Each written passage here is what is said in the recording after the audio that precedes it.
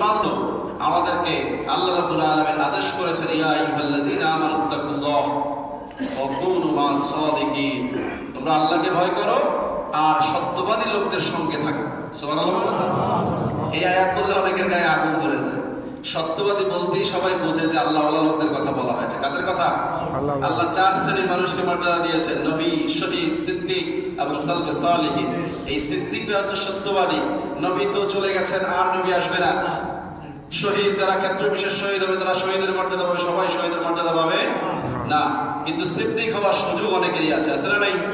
এই সিদ্দিক হওয়ার জন্য এই রজব মাস হচ্ছে উত্তম মাস। যেই মাসকে কেন্দ্র করে আল্লাহ রাব্বুল আলামিন হযরত আবু বকর সিদ্দিক রাদিয়াল্লাহু তাআলা আনহুকে সিদ্দিকে আকবর খেতাব দিয়েছেন। সুবহানাল্লাহ। এই ঘটনা সংক্ষেপে যদি বলি যে মেরাজের রাতে রাসূলুল্লাহ যখন মেরাজ থেকে ফিরে আসলেন, ফজর আদায় করে তিনি এই সংবাদটা সাহাবাদেরকে শোনানোর জন্য রওনা দিয়েছেন।